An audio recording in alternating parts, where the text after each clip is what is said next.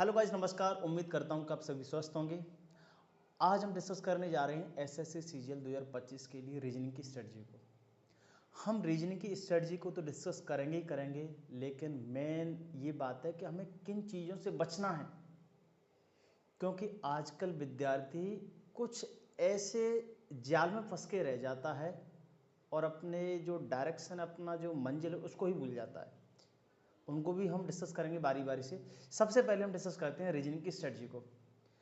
Reasoning की strategy के लिए आपको, खासकर मैं उन विद्यार्थियों के लिए कहना चाहूँगा जो अभी फ्रेशर हैं, जो अभी फर्स्ट टाइम बैठेंगे अभी 2025 में, वो इस वीडियो को गौर से सुनिएगा।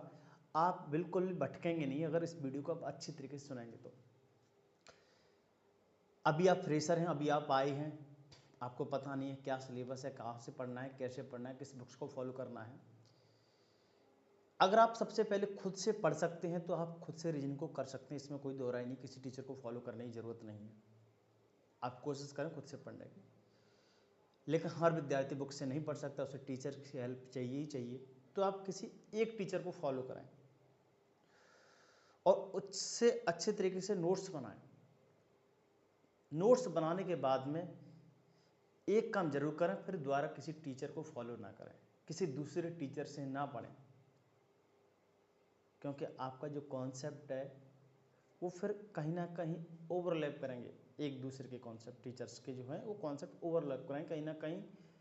कई टॉपिक्स ऐसे हैं, उनके डिफरेंट डिफरेंट पढ़ाने के तरीके हो सकते हैं।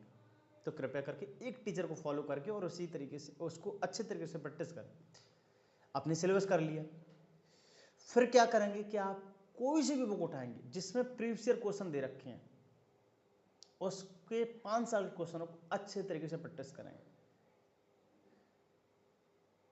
इतनी प्रैक्टिस करें कि आपको पूरे जो आपको क्वेश्चन के ऊपर जो हेडलाइन लिखी होती है उसको ना पढ़ना पड़े। आपको क्वेश्चन जो दे रखा है उसको देखें और तुरंत समझ में आ जाए कि इस तरीके का ही पैटर्न है, इस तरीके को इसको सॉल्व करना होगा। इतनी आपको प्रैक्टिस करनी है। लेकिन फिर भी आपकी एक्यूरेसी नहीं बनेगी। आप फिर भी 98-100% एक्यूरेसी नहीं कर पाएंगे।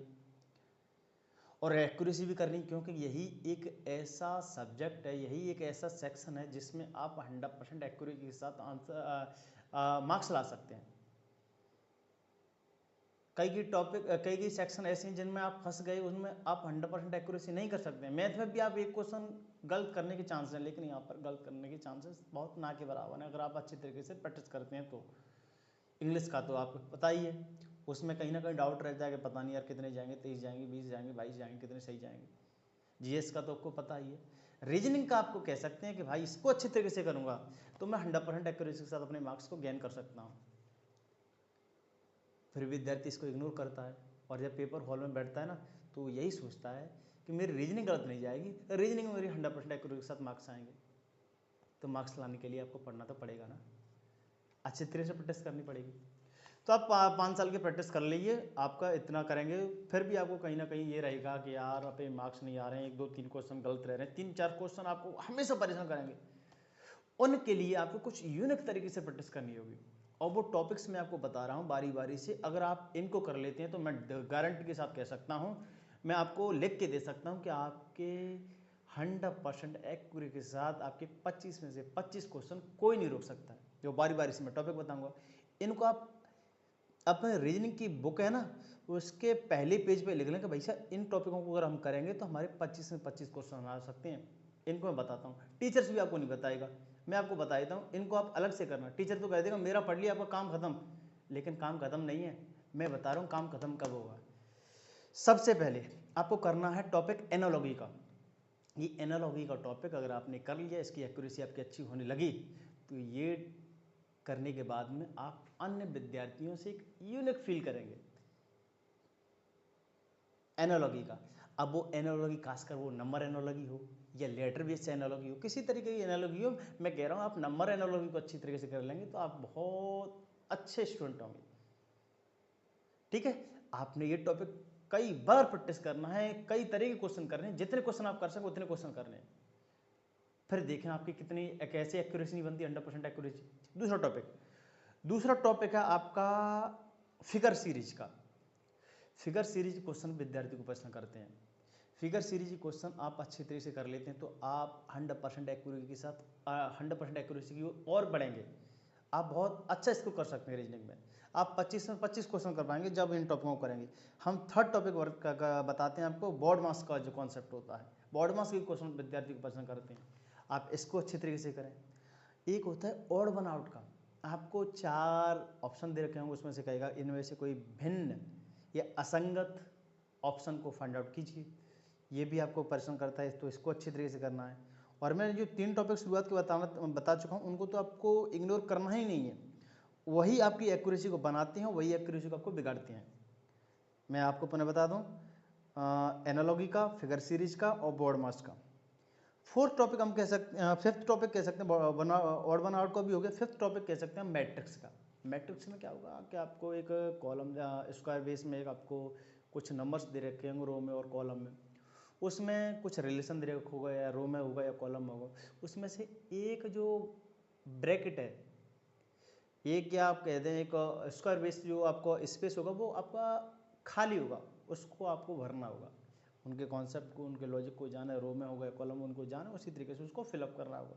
ये भी आपको परेशान करती हैं, तो इसकी प्रैक्टिस करनी है। अब लास्ट कह सकते हैं नंबर सीरीज का।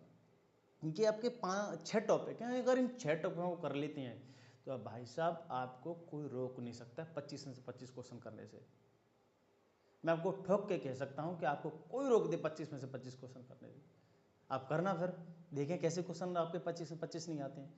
अगर आप इधर से आप क्लियर हो जाता ना कि मेरे 25 में से 25 क्वेश्चन इधर आएंगे, मेरे 50 मार्क्स पक्के आएंगे, तो आप देखना क्या एक अलग तरीके कॉन्फिडेंस होगा आपके पास।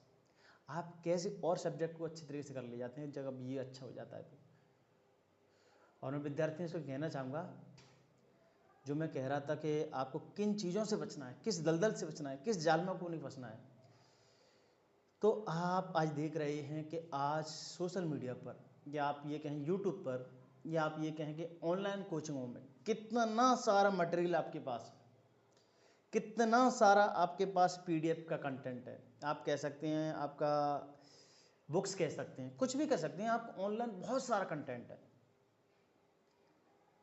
अब नए नए टीचर्स आते हैं कि हमारा पढ़ लो, हमारा पढ़ लो, हमारा यूनिक है, हमारा यूनिक है, हम अच्छा पढ़ाते हैं, हम अच्छा पढ़ाते हैं। तो विद्यार्थी क्या कहता है, इससे भी पढ़ने की कोशिश करता है, इससे भी पढ़ने की कोशिश करता है, इससे भी पढ़ने की कोशिश करता है, सभी से पढ़ने की कोशिश करता है, लेकिन कभी एक कॉन्सेप्ट को क्लियर नहीं कर पाता है, एक अच्छे तरीके से पूरे सिलेबस को पढ़ नहीं पाता है, और इसी में बस घूमता रहता है। टेलीग्राम है, उनमें बस लगा रहेगा, और तुम्हारा रील्स वगैरह हैं, आजकल रील्स पर नहीं है, उनको देखता रहेगा कि ये एक नया कॉन्सेप्ट, एक नया। ऐसा मैंने जो बता दिया उससे बाहर कुछ नहीं है, यही इनफ है। इसी को आप अच्छी तरीके से करें, हमसे कहें, हमारे कमेंट बॉक्स में कहें कि सर हमारा 25 में 25 नहीं आया है। बस ये नहीं कर रहे जो मैं आपको कह रहा हूँ कि तमाम सारे यूट्यूब चैनलों को आप सब्सक्राइब करके रखें,